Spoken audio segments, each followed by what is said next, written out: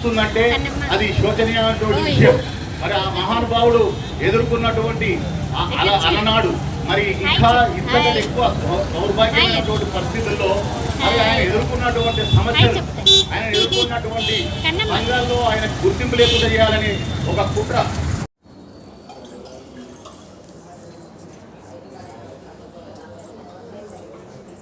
మంగళ నీరాజనం ఇంకా మంగళారతి ఇక్కడ నుంచి వరుసగా అన్ని మొదలు పెట్టే లేవండి తీసుకోండి.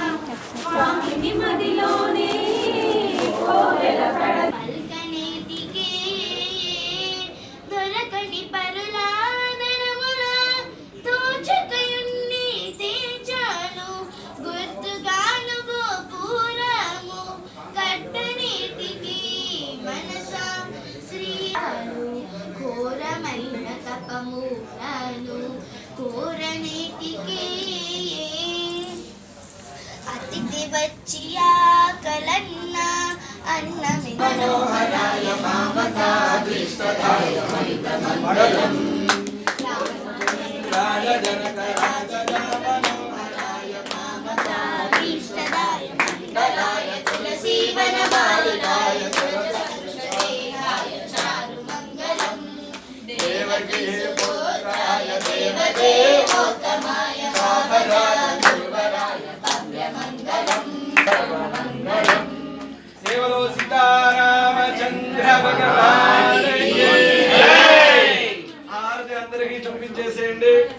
పూల మీద కూర్చున్న వారు 3 ప్రదక్షిణాలు చేయండి. జ్ఞానగాంధ బాబా నిందాంతర విధాంత ఒకసారి అడుగురు మళ్ళీ వాళ్ళు చేసిన అడుగురు జ్ఞానగాంధ బాబా నిందాంతర విధాంత లోపటికి రండి, లోపటికి రండి. రామ లక్ష్మణ ఆరాధన రామవార్త సంపూర్ణ.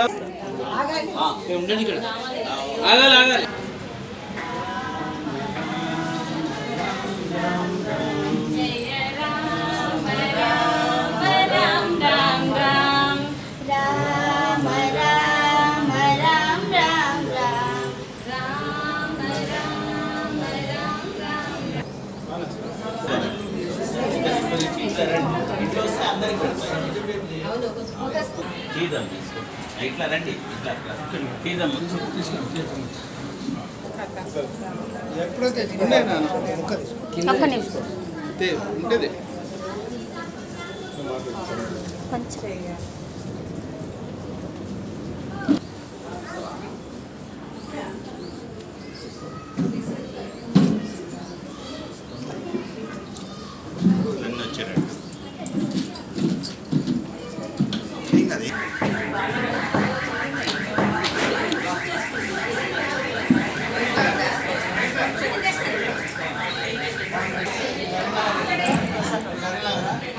पूर्वोच्चरमसंकल्पप्रकारेण श्रीमान् देवधानमद्रोहत्वस्य प्रगतिरोहत्वस्य नमण्डलनामदेवस्य धर्मनियमनाम्य नैतनामदेवस्य श्रवन्तिनामदेवस्य लोहितकुमारनामदेवस्य भौम्यानाम्य सह कुटुम्बानां सिद्धवट्टनामदेवस्य सर्वपत्नी धनलक्ष्मीनामदेवस्य नरेन्द्रनामदेवस्य सौम्यानाम्य आत्मनामदेवस्य अशिकानामदेवस्य सुरेन्द्रनामदेवस्य रवीन्द्रनाम्य क्षेमा स्थैर्य धैर्य वीर्य विजय अभय आयोः आरोग्य ऐश्वर्य धर्म अर्थ काम्य मोक्ष चतुर्विध सिद्ध्यर्थं लक्ष्मी नृसिंह महोत्सव अहं करिष्ये చేయలేను, నా వల్ల ఇంకా ఏమీ కాదు, లావక్కింతయు లేదు ధైర్యము విలోలమై. ఆ ఏనుగు ఎంత పెద్దది, దాని దగ్గర ఉన్న శక్తి వెయ్యి ఏనుగుల బలం కలిస్తే హనుమంతుడు అంతటి శక్తివంతుడు హనుమంతుడు. అలాంటి ఏనుగు ఆవగిందంత శక్తి కూడా నాకు లేదు అంటే అప్పుడేంటి నేను మీరు అందరం మీరు ఇలాంటి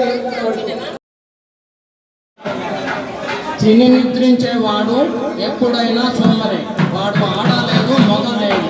తిని నిద్రించేవాడు సోమరి. తినకముందు వాడు ఎంత కష్టమైతే చేస్తుందో తిన్న తర్వాత కూడా అంతే కష్టం చేయాలి. నేను తిన్నా నాకు చేతనైతే లేదు పడిపోవటం అంటే వాడి దగ్గర అశ్రద్ధ చూపించాను. ఇది ఆయన క్వశ్చన్. ఇంతకు మనం ఏమనుకున్నాము? స్తంభోద్భవం, స్తంభం చలనం ఉంటుందా? సిమెంట్ కాంక్రీట్ నీళ్లు డ్రై అయిపోతాయి. దాని నుంచే భగవంతుడు వచ్చాడుగా, కాబట్టి భగవంతుడు వస్తాడు. అది చెప్పాడు, వస్తాడు.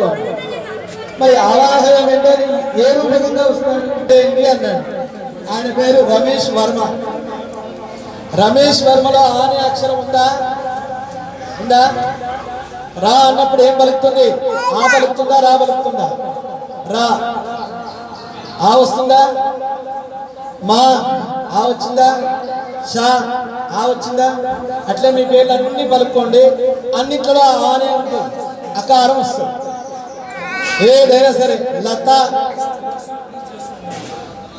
ఆమణి అంటే ఆవుందనుకో, మణి మా మీ ఏదో వస్తుంది. కాబట్టి అక్షరాల మకారోస్మి అన్నాడు భగవంతుడు. ఆరే అక్షరం ఉన్నంతకాలం నేను భూమి మీద ఉన్నట్టే. వాయు స్వరూపేణ ఏ విధంగా ఉన్నా, వాయు రూపంలో ఉన్నా. గాలి దూరని చోటు ఏదైనా ఉంది అంటే అక్కడ భగవంతుడు లేడు. భూమికి అడుగున నీరుంది, నీరు పైన గాలి ఉంది కాబట్టి భూమి ఆగుతుంది. ఆ గాలి ఎప్పుడైతే వెళ్ళిపోతుందో ఆటోమేటిక్ భూమి నీళ్ళలో కలిసిపోతుంది. మీరు గమనించండి, కింద పొయ్యి మంట పెట్టండి, అన్నము బియ్యం పెట్టండి, పైన మూత పెట్టండి. ఎవరు కదిలియకున్నా సరే ఆ కింద మంటకు మూత పైకి లేస్తుంది. ఎందుకు లేస్తుంది? బురుగుగా వచ్చిన దాంట్లో బుడగల్లో గాలి ఉంటుంది, ఆ గాలి పైకి లేస్తుంది. కాబట్టి ఆ గాలి ఎక్కడుంది? ఇప్పుడు భూమి మీద అడుగునా ఉంది, కనిపించే అన్ని చోట్ల ఉంది. కాబట్టి అక్షరాల చూసి వాయు అంతరిక్షం, అంతరిక్షం అంతా వ్యాపించి ఉన్నది వాయువు. కాబట్టి భగవంతుడు ఎక్కడ ఉంటాడు? వాయువు రూపంలో ఉంటాడు. పంచభూతాల్లో వచ్చిన ఆ వాయువు అగ్ని, జలము, వాయువు, పృథివీ, తర్వాత ఏంటి గట్టిగా ఆకాశం.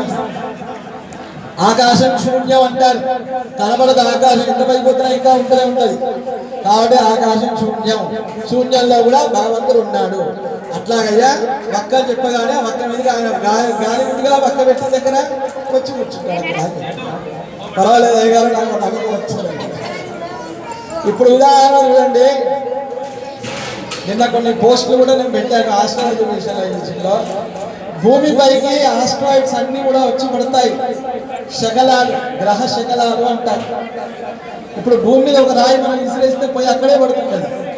మరి ఆకాశంలో కొన్ని లక్షల కోట్ల రాళ్ళు ఉంటాయి. మరి అవన్నీ భూమి మీద ఎందుకు పడవు? అన్ని గ్రహాల మీద పడుతున్నాయి కదా, మరి భూమి మీద ఎందుకు పడవు?